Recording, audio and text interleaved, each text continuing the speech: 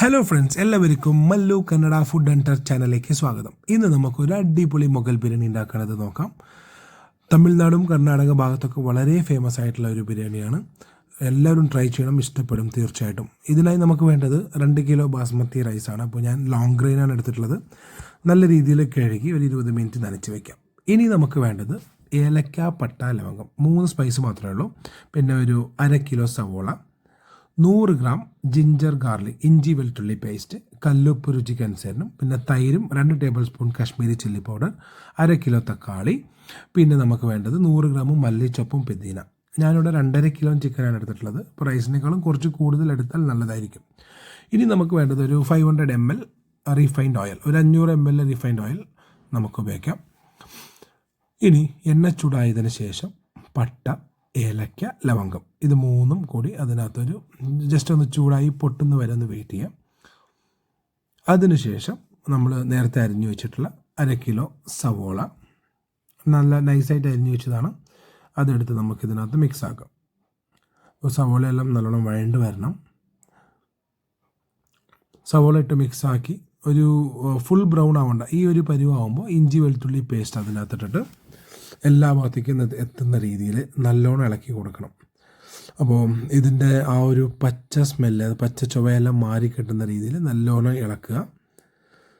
പച്ച സ്മെല്ലൊക്കെ മാറിയതിന് ശേഷം നമുക്ക് ഇനി ഇതിനകത്ത് ആഡ് ചെയ്യേണ്ടത് പച്ചമുളകാണ്. ഞാനിവിടെ ഒരു 6-7 പച്ചമുളക് കൈകൊണ്ട് പൊട്ടിച്ചിട്ടതാണ്. നിങ്ങൾ ചെറിയ പച്ചമുളകാണെങ്കിൽ ഒരു 6-5 പച്ചമുളക് ഇട്ടാലും മതി. കാരണം നമ്മൾ റെഡ് ചില്ലി പൗഡർ ഇടുന്നത് കൊണ്ട് ഈ ഒരു റോ ഫ്ലേവർ കിട്ടാൻ വേണ്ടി മാത്രമാണ്. ഇത് ഉപയോഗിക്കുന്നില്ലെങ്കിലും കുഴപ്പമില്ല, ഓപ്ഷണലാണ്.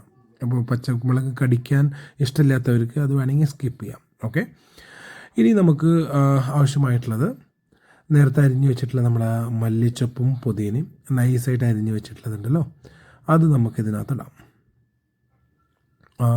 ഇഞ്ചി വെളുത്തുള്ളിയുടെ പച്ചമണം മാറുന്നൊരു വെയിറ്റ് ചെയ്യുക. അതിനുശേഷം പുതിനയും മല്ലിച്ചപ്പും ഇതിനകത്ത് ഇട്ടിട്ട് നല്ല രീതിയിൽ മിക്സ് ആക്കണം. ഇത് പെട്ടെന്ന് വാടി കിട്ടും. എല്ലാ ഭാഗത്തേക്കും ആവുന്ന രീതിയിൽ ഒന്ന് ഇളക്കി കൊടുക്കുക. ഇതിൻ്റെ ഫ്ലേവറും പിന്നെ ആ ഇഞ്ചി വെളുത്തുള്ളിയുടെ ഫ്ലേവറാണ് ഈ ബിരിയാണിയുടെ മെയിൻ ഹൈലൈറ്റ്. അപ്പോൾ അത് നല്ല രീതിയിൽ വാടണം. അപ്പോൾ നല്ല രീതിയിൽ ഒന്ന് ഇളക്കി കൊടുക്കുക. ഇനി നമുക്ക് ആവശ്യമുള്ളത് നേരത്തെ അരിഞ്ഞു വെച്ച 1/2 കിലോ തക്കാളി, നല്ല പഴുത്ത തക്കാളി ഉപയോഗിക്കാം. ഞാനിവിടെ നാടൻ തക്കാളിയാണ് ഉപയോഗിച്ചിട്ടുള്ളത്. നിങ്ങൾക്ക് വേണമെങ്കിൽ ഫാറം തക്കാളി ഉപയോഗിക്കാം, നോ ഇഷ്യൂസ്, കുഴപ്പമില്ല. ഇനി നേരത്തെ വെച്ച തൈര്, ഞാനിതിനകത്ത് 200 ml തൈരും 2 ടേബിൾ സ്പൂൺ കാശ്മീരി ചില്ലി പൗഡറാണ്. അപ്പോൾ ഇതിടുന്നത് കൊണ്ട് നമുക്ക് വേറെ അഡീഷണൽ കളർ കൊടുക്കേണ്ട ആവശ്യമില്ല. കാരണം തൈരും ആ മുളക് പൊടിയും ഈ എണ്ണയ്ക്കകത്ത് ചേരുമ്പോൾ നാച്ചുറലായിട്ടുള്ള റെഡ് കളർ നമുക്ക് കിട്ടും. അപ്പോൾ ഇതൊരു ടിപ്സാണ്. നമ്മൾ വേറെ കളറോ അരിക്ക് കളർ ഇട്ട് വേവിക്കുക ഒന്നും ആവശ്യമില്ല. സോ ഈ ഒരു ട്രിക്ക് നിങ്ങൾ ഉപയോഗിക്കുക. അപ്പോൾ ഇത് വെന്ത് കാണുമ്പോൾ നിങ്ങൾക്ക് തന്നെ അറിയാം അതിൻ്റെ കളർ എങ്ങനെയാണെന്നുള്ളത്. അപ്പോൾ ഒറിജിനൽ കാശ്മീരി പൗഡറാണ് ഞാൻ ഉപയോഗിച്ചിട്ടുള്ളത്. നല്ല രീതിയിൽ ഇളക്കി കൊടുക്കുക. ആ തക്കാളിയൊക്കെ നല്ലോണം വെന്തുടഞ്ഞ് ഇതിൻ്റെ കൂടെ ചേർന്ന് ഈ ഒരു സമയത്ത് നല്ലൊരു ഫ്ലേവർ വരും. അപ്പോൾ ഞാൻ നേരത്തെ പറഞ്ഞ പോലെ നമ്മൾ ആ വെന്ത് കിട്ടുമ്പോൾ ഈ കളർ അങ്ങനെ നാച്ചുറലായിട്ടുള്ള റെഡ് കളർ ഓൾറെഡി വന്ന് കണ്ടു. ഇനി നമുക്ക് മാറ്റിവെച്ച ഇറച്ചി, അപ്പോൾ ഞാനിതിനകത്ത് കുറച്ച് മഞ്ഞളും ഉപ്പും പരട്ടി ഒരു 1/2 മണിക്കൂർ വെച്ചതാണ്. അതിൻ്റെ ആവശ്യമില്ല, അങ്ങനെ വേണമെങ്കിൽ വെക്കാം. അപ്പോൾ ഇതിനകത്ത് മാറ്റിവെച്ച എല്ലാ ചിക്കനും ആഡ് ചെയ്തിട്ട് നല്ല രീതിയിൽ ഇളക്കി കൊടുക്കണം. ഓരോ പീസിൻ്റെ മേലും കോട്ടാവുന്ന രീതിയിൽ നല്ലോണം ഇളക്കി കൊടുക്കണം. ഇത് വെന്ത് കിട്ടാൻ നമുക്കൊരു 10-15 മിനിറ്റ് മതി. ഞാനിപ്പോൾ ഇവിടെ ഉപയോഗിച്ചിട്ടുള്ളത് നല്ല ടെൻഡർ ചിക്കനാണ്. അപ്പോൾ നാട്ടിൽ ചിലപ്പോൾ നമുക്ക് നാരുള്ള ഇറച്ചിയാണ് കിട്ടുക.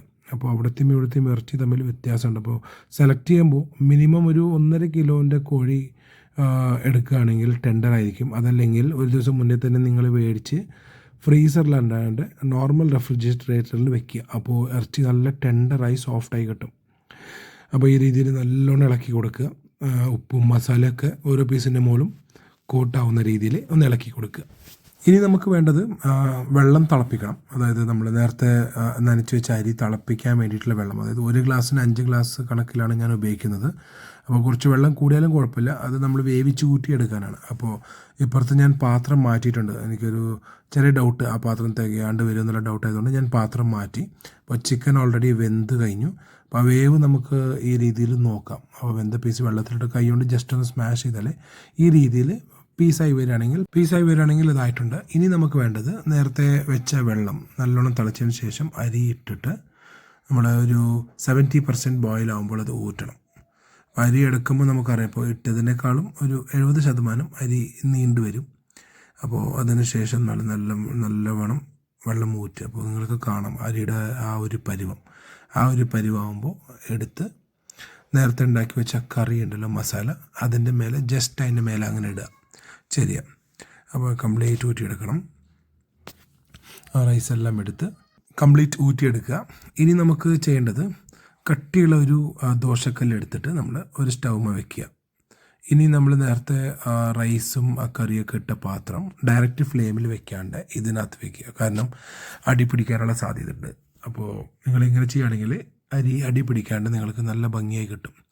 അപ്പോൾ ഇട്ട മസാല നമ്മൾ അടിയിൽ ഇറച്ചി ടച്ച് ആവാണ്ട് അതിൻ്റെ ചാറ് മാത്രം റൈസിൽ ഇളകുന്ന രീതിയിലൊന്ന് ഇളക്കി കൊടുക്കുക, വളരെ ലൈറ്റായിട്ട്. അപ്പോൾ ഇറച്ചി അടിയിൽ നിന്ന് ഇളകണ്ട, അത് ദമ്മായി അവിടെ കിടക്കും.